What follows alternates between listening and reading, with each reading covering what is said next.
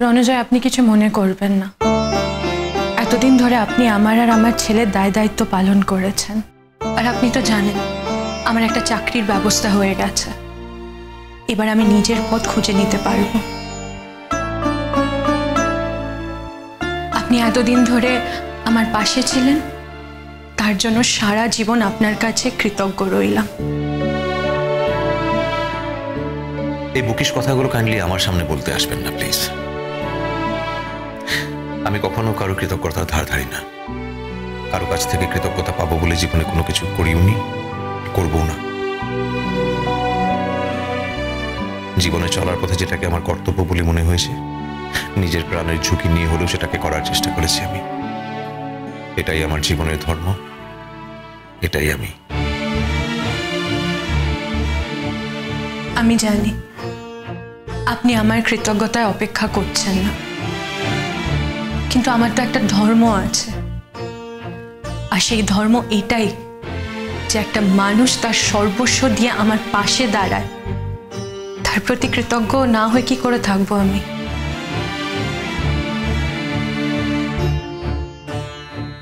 শ্রুতি, এখন এখানে এইসব কথা বলে সময় নষ্ট করার কোনো মানে হয় না। আমাদের কিন্তু অনেক দূর যেতে হবে, তাই না? আমি বলি কি, আমরা চলো যাই সবাই, আমরা কাউন্টারের সামনে গিয়ে ওয়েট করি, ওখানে বিল টিলগুলো মেটাই, তো সময় লাগবে ওখানে। রণব, তোর তো নিশ্চয়ই সব গোছানোই আছে, তুই একটু ওয়েট কর এখানে। রণ, আমি ওদিকটা সব কিছু কমপ্লিট করে তোকে ডেকে নিয়ে যাচ্ছি এসে। মেজবাবু বলছি, তোমরা চলো সবাই বাইরে যাই আমরা। কেন, আমরা এখানে থাকি না? আচ্ছা সত্যি আমরা সবাই মিলে নিচে গিয়ে ভিড় বাড়িয়ে কি করবো, তার চেয়ে বরং আমরা এখানেই থাকি না? আর এখানেই বা ভিড় করে কি করে সবাই মিলে? ওখানে বাইরে কাউন্টারের সামনে বসার জায়গা আছে, ওখানে চলো। মেজবাবু বলছি যে রণু আর ইমন ওদের একটু একা কথা বলার দরকার এই সময়টা। চলো এসো। রণ বাবা, হতাশ করো না কেমন? অনেক আশা নিয়ে এইছি, জানি তো বুড়ো হয়েছি, আমার বাবার বয়স হয়েছিল না। একটু আমার কথা একটুখানি ভাবো। তুমি তো এখন আমার লাঠি গো, বুড়ো বয়সের লাঠি। লাঠি ছাড়া কি বুড়োরা হাঁটতে চলতে পারে বলো? হ্যাঁ, হতাশ করো না কেমন বাবা? চল চল। রূপকথা, তুমি মেজবাবুকে নিয়ে ওয়েট করো। মেজবাবু, হ্যাঁ চল চল চল।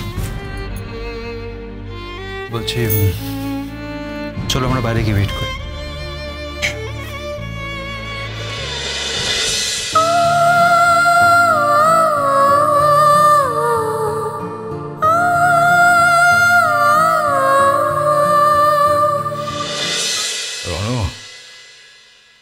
রণ বাবা, রাগ করিস না, বাড়ি ফিরে চল।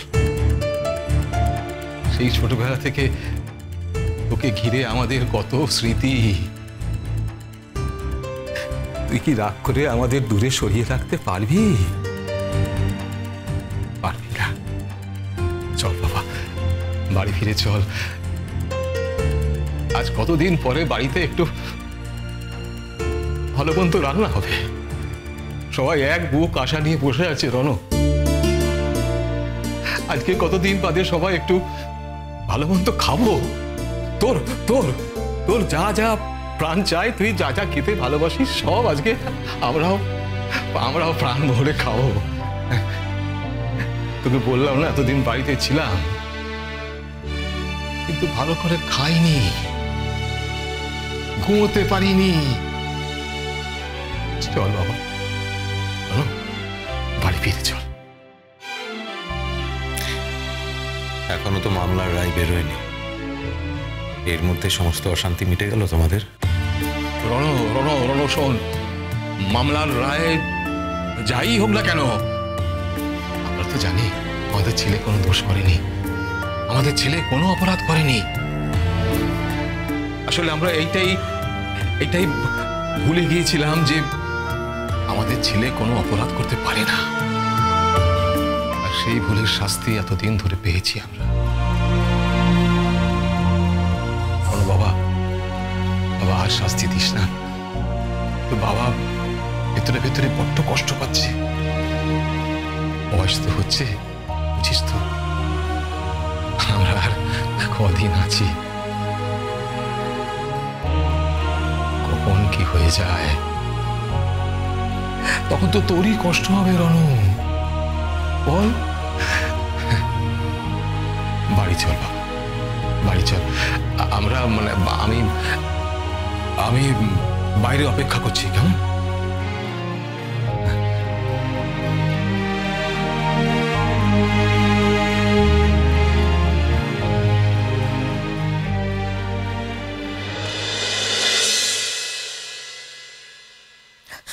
আমি এগোবো।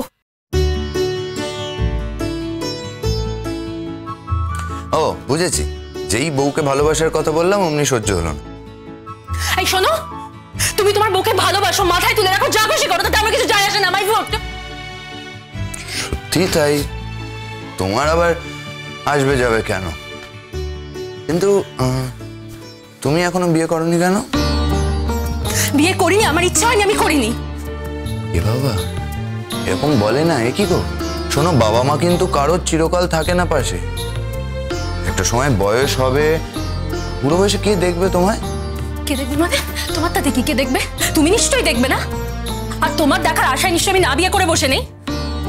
কিছুই বলা যাচ্ছে না, দেখো কখন কি হয়। মানে কি বলছো তুমি? কি বলতে চাইছো? না, আমি বলতে চাইছি যে এত অহংকার করে কোনো কথা বলতে নেই। তো সত্যি দেখা গেল বুড়ো বয়সে তোমার পাশে কেউ থাকলো না, তখন আমিই থাকলাম। আমি তোমায় সবসময় হেল্প করছি, তোমায় ধরে ধরে ঘর ও ঘর, তোমার যত্ন, বা ধরো খাবার বানিয়ে তোমার মুখের কাছে ধরে। এই শাট আপ, শাট আপ। তোমার বউ বাড়িতে নেই, তাই তুমি সব সাহস পাচ্ছ আমাকে উল্টোপাল্টা কথা বলার? কে বলেছে আমার বউ বাড়িতে নেই? বাড়িতেই আছে এখন। হ্যাঁ, বাড়িতে আছে?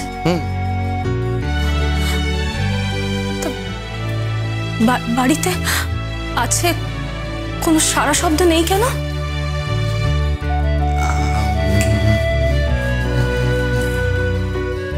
ও বুঝেছি, ভেতরে থাকতে বলেছো, বাইরে আসতে বারণ করেছো, বলেছো তোমার ক্লায়েন্ট এসে কথা বলতে হবে। এই দেখেছো তোমার সমস্যা, দেখেছো তোমার সমস্যা? হ্যাঁ, আমি আমার বউকে কি বলেছি সেটা তোমায় বলতে হবে। মুশকিল, এরপরে তো বলবে যে আমি আমার বউকে কতটা ভালোবাসি, কিভাবে ভালোবাসি, কতটা জড়িয়ে ধরি, সবটা কি করে তোমার সামনে বর্ণনা করবো? পাষণ্ড, পাষণ্ড, পাষণ্ড, অসভ্য শয়তান তুমি।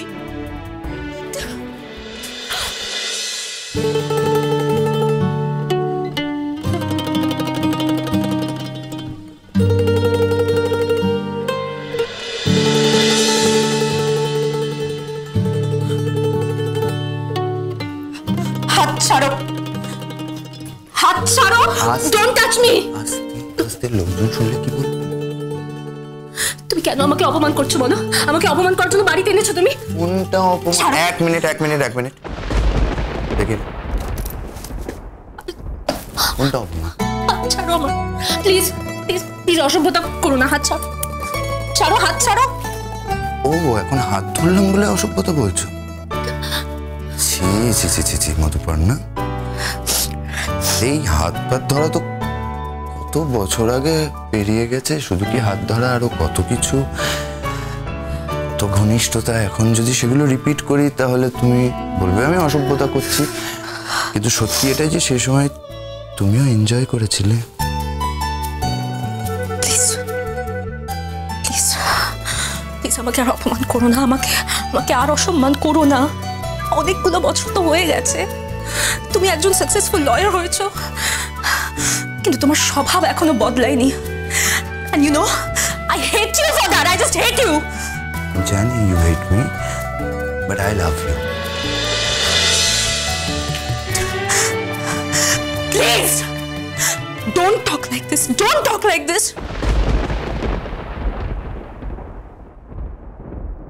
শুনতে ভালো লাগলো না নিশ্চয়ই?